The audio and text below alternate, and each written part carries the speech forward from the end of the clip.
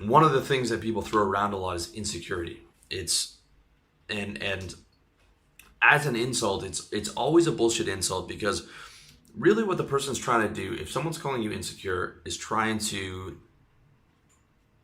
cause you pain, and it's almost always because they feel inferior to you. So they're trying to say you're insecure, you're projecting. You see this a lot with a lot of successful people, okay? And you'll see it where, sometimes the person might say you're insecure, or I feel sorry for you. In reality, they don't. They don't want you to get help. They just want to cause you pain. Because if you feel sorry for someone, you don't actually tell them that. If you see someone who's insecure or who you think is insecure, you don't actually say that unless you want to cause them pain. So if someone's using insecurity as an insult, it's usually because you're causing them pain in some way. And a lot of the time it will be because of you aggressively pursuing solutions in your life. Getting things handled, walking around with confidence, not apologizing for your existence can cause some people to be triggered by that. Okay, and you'll see this with famous people, right? They'll talk about Donald Trump is insecure, or Conor McGregor is insecure, or Dan Bilzerian is insecure. But in reality, if those guys are insecure, what does a secure person look like? Like, to me, it's those guys are just competitive on a high level, right? They're solution oriented on everything, and everything can become a problem, and they want that constant attention, and they want all that stuff because their solution to stuff is just aggressive competition, right? You could almost reframe the solution-based method of handling insecurities as the same thing as competition, right? People who are dying to compete and win are just they're just creating a really strong solution to that particular problem. Okay. To me, the guy who really is insecure is the guy who looks like he's insecure. He's walking around, he's got his head down, he has no confidence, he can't speak up for himself, right? Donald Trump is not the insecure guy. He's just handled things in such a solution-oriented way that other people can't actually understand that.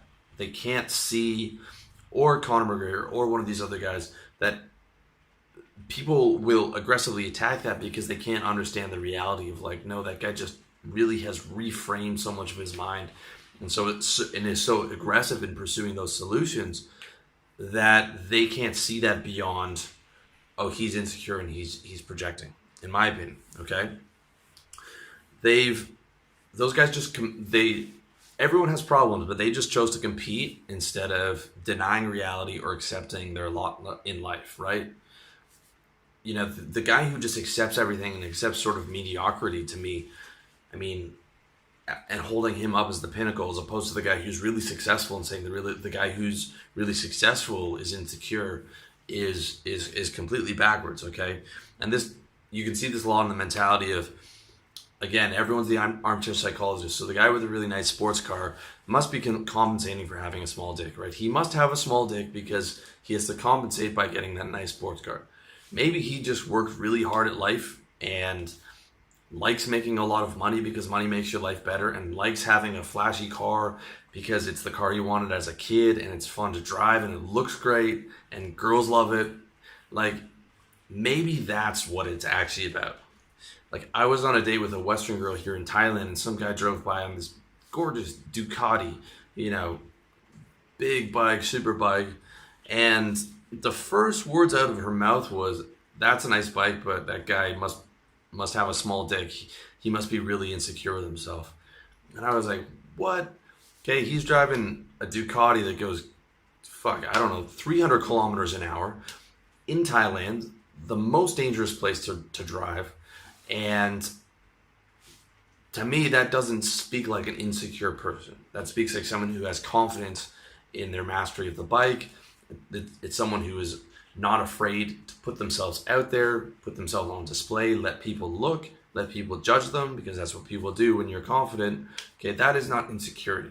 Insecurity is the guy who walks with his head down and who is in that self-hatred and that self-pity trap. Okay? So this is very important to understand. All these armchair psychologists, and they promote this idea of reasonable happiness and this this mediocre life, and if you reach too far above that, you're just insecure and you're compensating. I say forget all that, okay? Aggressively pursuing solutions to problems is an awesome way to live, okay? Making a lot of money is great. Getting the best girls you can feels great. Being able to provide for your family feels great. Like, having massive success, I mean, I would imagine feels terrific. Like, don't be afraid to, aggressively solve those problems, okay? And don't let insecurity as an insult hold you down from massive success in pursuing what you want in life, okay? So that's the first thing. The second thing about troubleshooting and putting this into practice is getting comfortable, okay? So being comfortable in life is good, but you never want to get too comfortable, okay? You don't want to be full and fat all the time, all right? The worst thing that happens to a pro boxer a lot of the time is winning the heavyweight championship, because then he immediately forgets what got him there. He's girls and drugs and partying, and he's getting fat, and he's not going to camp like he used to, and then he gets knocked out once and it gets knocked out again, and then it's over, okay? So insecurity is not always a bad thing. It is not always a bad thing to stay hungry, okay? You always want to stay a little bit hungry, okay? Like, if I start putting on a few pounds, like you can see my face right now, time to cut, right? If I make less money than I did the month before, okay, what went wrong there? How do I get that up to the higher level, okay?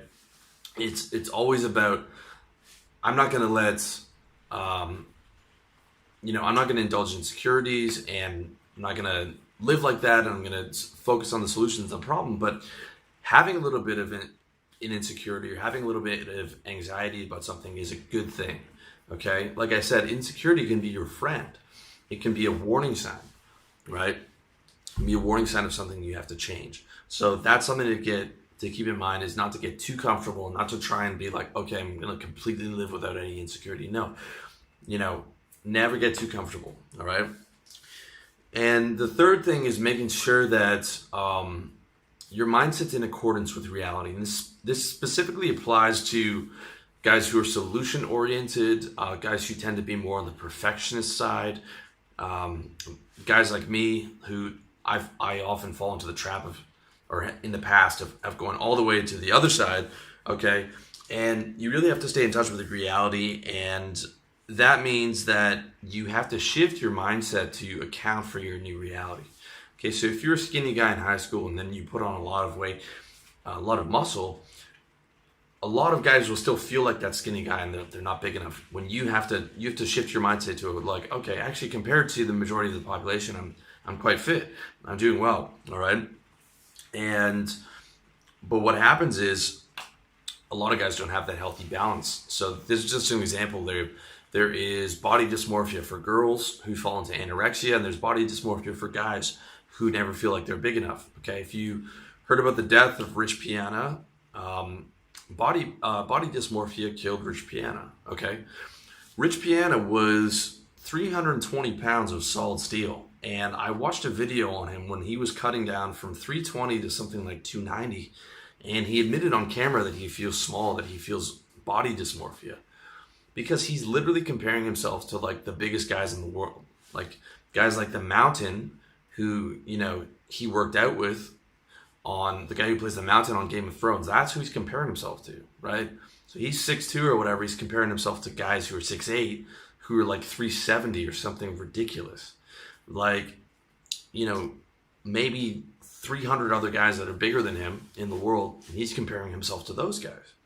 Because in his mind, it's never big enough. And that's what pushed him to use all the drugs, and eventually his heart to stop, okay? And no disrespect to Rich Piana, I like that guy. He lived how he wanted to live, but that reality testing, where if he'd been able to reframe to look, well, I'm actually huge, I can actually lose 70 pounds and still be a big in shape dude, could have given him another 30 years on the planet.